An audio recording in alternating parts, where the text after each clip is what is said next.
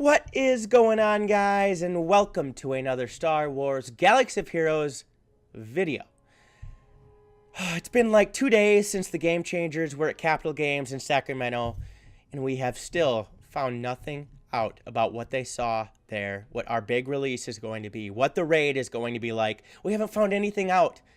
Please, please let us know. All of us are dying for the information.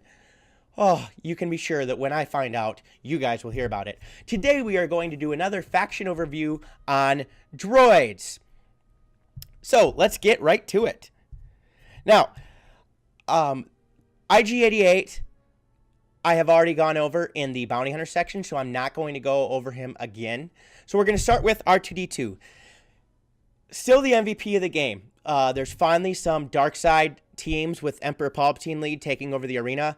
But man, R2-D2 is fantastic. He is the ultimate support character. And here's why. First things first, he can stun with his electroshock pod. Okay? Second, he can provide what we call a soft taunt with his smokescreen. He can pick one friendly unit that will stay out of stealth, but it will gain foresight. And the rest of everybody else will go under stealth. That is huge, especially if you're not running a tank.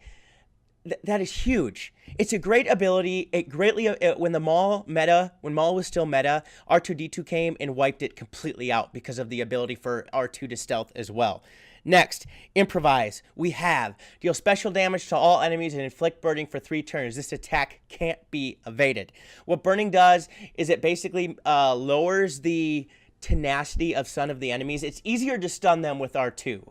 It's easier to give some certain status effects, and it does a little bit of damage. It's a pretty good attack. Now, these next 2 abilities are Zeta abilities. I give them one out of the top 10 Zetas in the game. I have a video on that. These are in the top 10. The first one is Number Crunch. This could be considered the best in the game. It might be falling out soon because if the arena becomes dark side dominant, this is why. At the start of battle, R2-D2 gains 10% max protection for each droid ally, 10% offense for each Galactic Republic ally, 10% max health for each Rebel ally, and plus 10% potency for each Resistance ally. Here is the Zeta.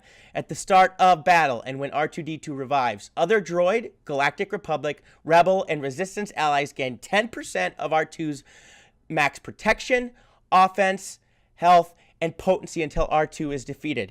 So every other character on the field is getting a bonus to those qualities when R2 is active with his Zeta. But it is strictly the Galactic Republic, Rebel, and Resistance allies. This is not going to have any effect, also Droid, excuse me, on dark side characters. Unless it could work with Imperial Probe Droid, but it doesn't work with the rest of the units. Then we have combat analysis. This is also one of the top 10 Zetas, and here's why. This works with all light side characters. While R2-D2 is active, and all allies gain 10% critical chance and 10% accuracy. This is the Zeta. While R2-D2 is active, whenever a light side ally scores a critical hit, dispel all debuffs on them. This allows... You don't have to have a cleanser in the game if you work with R2-D2. Because of his ability with this Zeta, when they critical hit somebody, they lose all debuffs. If you run a Jedi Training Rey team or a Commander Luke team where there's a lot of crit damage going on and there's a lot of crit chance, they're going to cleanse almost every time they hit somebody. This is a phenomenal ability, and I don't see it going away anytime soon because when we get more light side dominant characters, Jedi Training Rey is still in the top of arena right now, but I think it's going to travel much more towards dark side with the new release of characters, and Palpatine's in there right now. This ability is always going to be beneficial because of that ability right there. That is R2-D2. He gets an A in my book. He has to be found in a legendary event. In order to get him, you have to have Empire characters at like 7-star. And you have to go through the event to get him at 7-star. I would definitely start saving up on some Empire characters to get R2-D2. He's an AA plus character. Fantastic droid. One of the best characters in the game. Not only a droid. Work for him. You will not be disappointed. Next, BB-8. He is meta dominant right now because he goes so well with Resistance and Jedi raid teams. Besides that, he is an excellent raid character. Here's why. It's Illuminated Destiny. Dispel all debuffs on all allies and expose all enemies for 2 turns. All allies gain 80% turn meter and gain advantage. Critical chance up, critical damage up, offense up, and speed up for 4 turns. Droid and Resistance allies recover 20% protection. This ability starts on cooldown and can't be evaded. Whenever a Droid ally scores a critical hit, reduce the cooldown of this ability by 1. When you get into a raid, and you can keep getting the spam, and get critical damage, critical chance, all this bonus stuff up, it can cause your team to do massive amounts of damage in a short amount of time. And right now, with the Jedi training Rey meta, he's a fantastic character. Also, because of his roll with the punches, this is a Zeta ability. BB-8 has 80% counter chance when BB-8 attacks out of turn. He calls a random Resistance ally to assist. That is the Zeta part. When he attacks out of turn, he calls a random Resistance ally to assist. To make the Jedi Training Rey team work, he really needs to have that Zeta. The rest of it states this. Arc Welder, deal physical damage to target enemy and inflict tenacity down for 2 turns. If the target already had tenacity down, inflict daze for 2 turns. And covert data transfer. BB-8 and a random ally who doesn't have it gain the secret intel unique buff for 3 turns. Then BB-8 gains 8% turn meter for each ally with secret intel. If all active allies are droids, BB-8 gains taunt for 1 turn. Plus with Illuminated Destiny, plus with that. Here's the thing. He is also a legendary character. He's an A character, but a lot of people... 90% of the gamers out there aren't going to have availability to him. He takes Resistance characters, first order characters to unlock 5 any first order characters as long as you got their stars up. And he's a good character, but he's only really good right now with the Jedi Training Rey and other Resistance teams. He gets an A because he is fantastic with them, but he's really only a niche player right now as well and using the raids. So that's with BB-8. Again, he is a event droid. Now we get to go into some of the droids that we all get to get. Chopper. Fantastic droid. He's part of the Star Wars Rebels, which are dear to my heart. He's a little stinker, as you like to call him, and he is a pretty darn good tank. First things first, we're going to see Reckless Fling. I do not have it Omega. It says, deal physical damage to target enemy and grant a random Phoenix or Droid ally offense up, defense up, or speed up at random for 2 turns, with a 60% chance to also reduce that ally's cooldown by 1. Next, Cantankerous Clanker. Chopper gains taunt for 1 turn. While he has this taunt buff, Chopper gains 30% evasion. Next, Metal Menace. Dispel all debuffs on target enemy. For each buff dispelled this way, all enemies lose 10% turn meter, and Chopper gains 25% protection. Droid allies are also stunned for 1 turn, which can't be evaded. Next, Maintenance Protocols. This is the one Phoenix character that does not need a Zeta. This is only an Omega ability. At the start of his turn, Chopper recovers 15% of his max health. In addition, whenever he is damaged by an attack, he gains protection up 15%. If he doesn't have protection up additionally, Chopper has a 30% chance to assist when another Phoenix or Droid ally uses an ability during their turn. This assist is not shared with Phoenix allies. He is a good tank. Not only is he a good droid, he is a decent tank to put in any lineup. He can taunt, he can give some protection up. He is not a bad character. He's going to actually get a B on my scale because of his usefulness against Night Sisters. In the meta, you can use him in a Jedi Training Rey team with General Kenobi as the other tank. He is a good character. He gets a B. And what's so wonderful about him is you can find him in the Cantina Battle Store. A great place to get this character. You're going to need the Phoenix characters to get Thrawn the way it is. Go get him. Please, you will not regret it. And he's fun to play with, too. And if you like the Star Wars Rebel series, you'll have fun playing with him. Next, we have IG-88, who I already went over in Bounty Hunters faction. You can click over to that. I'll put a tag up above for you to click on that. Next, we go to B2 Super Battle Droid. He was once in the A+ category of this game because of his ability Mow Down. And that states, deal physical damage to all enemies and dispel all positive status effects on them with a 65% chance to inflict buff immunity for 2 turns. That is applied before damage. Wiping out buffs and granting buff immunity is still a crucial part of this game. This is a great character. For a beginning player, this would be somebody else I get almost immediately as a character tuned for your game. I'll read the rest quick. Heavy arms. Deal physical damage to target enemy and inflict evasion down for 2 turns. And relentless barrage. B2 has a 40% chance to gain 100% turn meter when another ally is evaded or damaged by an attack.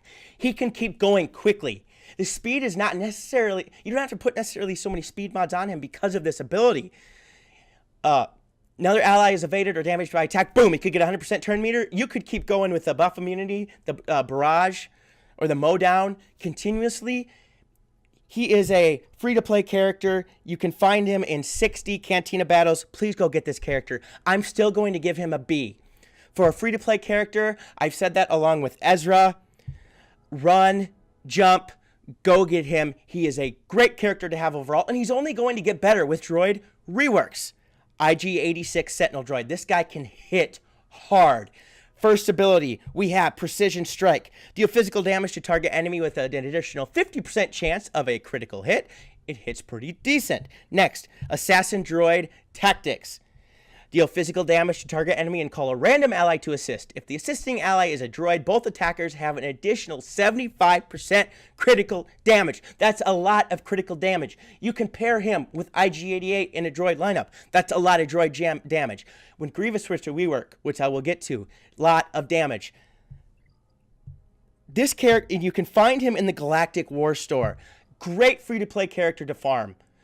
I'm going to give him actually a B- because of his usefulness, and he's only going to get better. Droids will be reworked sometime. They have talked about it. So please, farm him. And he's fun to have. And he's in some droid events, stuff like that. You can use him. You won't regret it. K2SO. He is from the Rogue One side of Star Wars. I do not have him leveled up at all. But I'm going to read what he does. Deal physical damage to target enemy with a 70% chance to inflict offense down for 2 turns. Conductive Charge. Deal physical damage to target enemy and daze them for 2 turns. If Cassian Andor is present, he is called to assist. So we have some synergy there with Cassian. Enforcer. Whenever K2SO attacks, he has a 75%, 100% while buffed chance to taunt for 1 turn. This taunt is dispelled whenever K2SO takes damage. So he's a tank in that sense as well. And we have reprogrammed Imperial Droid. K2SO has a 97.6% counter chance. Where did that number come from? Just make it 100, guys. This chance is halved while K2SO is debuffed. In addition, K2SO gains 1% max protection when he takes damage. He's going to get about a C- in my book. You can find him in the Galactic War Store. There are so many better droids and tanks in the game in general. You can find him in the Galactic War Store again. He's decently easy to get with that, but it's not somebody I would, unless you love the Rogue One characters and want to have complete synergy between them, go get him. But if not, C-. Yes, you can get him if you want to make sure you use Cassian's U-Wing, but I wouldn't put him on your top 10 list for droids, even if there aren't even 10. HK-47. Man, if you played Knights of the Old Republic, the first game, HK-47 was that droid that you got that was annoying, but you loved him at the same time. I do not have him leveled up, but I do have him at 7 stars, and I will be leveling up soon. He was just not in the top of my priority list. Superior Firepower. Deal physical damage to target enemy with a 55% chance to gain offense up for 3 turns. Meatbag Mayhem. Deal physical damage to all enemies with a 25% chance each to inflict ability block, speed down, offense down, defense down, and damage over time for 1 turn. These chances are doubled against Jedi. He calls everybody a meatbag in the Knights of the Old Republic video game, so that's why the name of that attack is. Seriously, play that game if you haven't. I could even do a review on it. Fantastic. Next, his leadership ability, Assassin Protocol. Droid allies gain 30% critical chance and gain 15% turn meter on a critical hit. That's not bad. You get a bonus critical chance, which is going to give you more likely of an ability to get a critical hit, and you could get some turn meter rolling with that droid team. Not a bad leadership ability. Reconstruction. HK-47 has a 75% chance to revive with 30% health the first time he is defeated, so he can come back. A little bit like Boba Fett, but with not quite as perfect chance. You can find him in the Squad Arena Store. He's a good droid. I'm going to give him a B in my book. Some people could say B lore, but I enjoy the character. I enjoy him in the Knights of the Old Republic is what I'm saying. Droids will get better sometime. He's a dark side character as well. You can have fun with him. B, go get him. Go get him in the Squad Arena store. You'll have a good time. He's not the best droid in the world, but he's not the worst either. Again, some of these characters I rank based on not only by their stats and stuff like that, but on accessibility and, you know, if the character is overall liked or not. HK-47 is a highly liked character in the Star Wars universe. Next, IG-100 MagnaGuard. This is General Grievous's personal guards. Assassins even. First attack, Electro Staff Assault. Deal physical damage to target enemy with a 60% chance to inflict offense down for 2 turns. Next, Disruption. Deal physical damage to all enemies with a 50% chance to remove 30% turn meter. MagnaGuard gains 5% turn meter for each Jedi enemy, plus an additional 35% for each enemy that evades this attack. And last but not least, Relentless Assault. MagnaGuard has a 55% counter chance. In addition, MagnaGuard gains speed up at the start of its encounters if it hasn't been damaged since the end of its last turn. If it already has speed up, it also gains offense up. This is about a D character. You know, Grievous is not good right now. I'm going to get to that. But he just doesn't do enough damage, especially for a tank. He can't take enough damage, and he doesn't give enough damage to be warranted. You can find him in the neutral battles 3C, which is the best way to get him out of Cantina. But you know what? Don't put him on the top of your list. Unless you like him as a character, don't put him on the top of your list. He's ranked as a tank, and he's not a tank, okay? Maybe when Grievous gets better, they will too, but he's not one of the top. Again, I said D with that character. General Grievous. Man, I love this character overall in Revenge of the Sith and the Clone Wars TV series. He looks like he should be the ultimate anti-Jedi character. In this game, he's awful. I'm going to start with the grade. He's like a D-. The only reason I'm not giving it an F is because he uses 4 lightsabers. His first attack, Furious Assault. Deal physical damage to target enemy. This attack can't be evaded or counters. That would be great if it did a lot of damage. Grievous Wounds. Deal physical damage to all enemies with a 65% chance to inflict healing immunity for 1 turn. Decent. Make that 100% healing immunity and have it do more damage. Please. Sinister Laugh. Inflict health down on all enemies for 2 turns with a 55% chance to remove 30% turn meter. This chance is doubled against Jedi enemies. Okay, 60% chance to get to remove 30% turn meter with this from Jedi. Jedi aren't the meta right now. I've done a fact review on Jedi. I'll put that in the link above. Inflict health down on all enemies. Not really a major debuff at this moment. On paper, it may look good, but when you bring them into battle, no. Just no. Then we have his leader, leadership ability, Daunting Presence. All enemies have minus 20% critical chance and minus 20% critical damage. I think this is the only character in the game with the leadership ability that Emperor Palpatine takes away some power from Rebel and Jedi and stuff like that. But this just all enemies, it's taking away chance and damage to them. It just isn't beneficial enough. Nobody's going to use Grievous as a leader right now. There are so much better leadership abilities. I hope that his leadership ability gets better with a rework.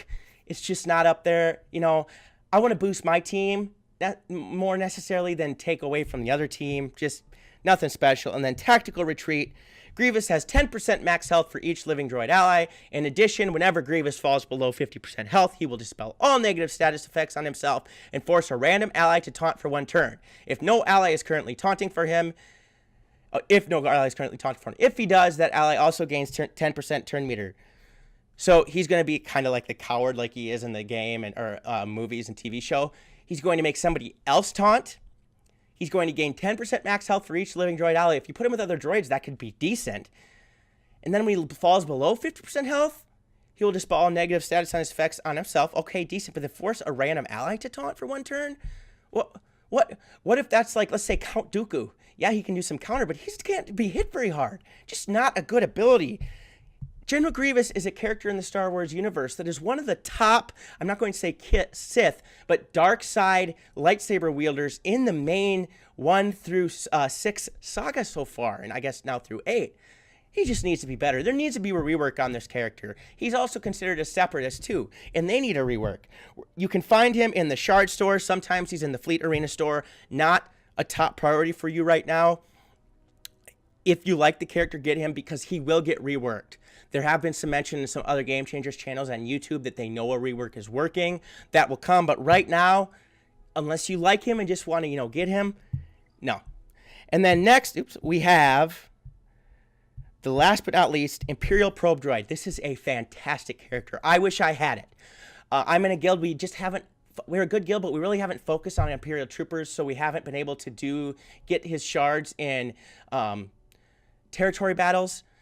Here's his first attack, Precision Blasters. Deal physical damage to target enemy with an 80% chance to expose them for 2 turns. Expose, decent. Detect, this is just a fantastic ability. Dispel all buffs on all enemies with a 75% chance to inflict target lock for 2 turns. Then remove 5% turn meter from target locked enemies. This attack can't be evaded. Man, you're stripping buffs from the other team. Imagine this putting on a BB-8 team or something like that where Illuminated Destiny could go off, which I'll get there in one sec. I'm gonna go to Imperial Logistics first, because if this is Zeta's, Imperial Probe Droid has a 50% max health at the end of each droid ally turn, at the end of each Empire ally turn, and at the end of each Rebel enemy turn. Imperial Probe Droid gains 3% turn meter. Here is the Zeta. While Imperial Probe Droid is active, target locked enemies have minus 25% evasion and can't gain buffs. You're facing a Jedi training raid team with a Palpatine-led team.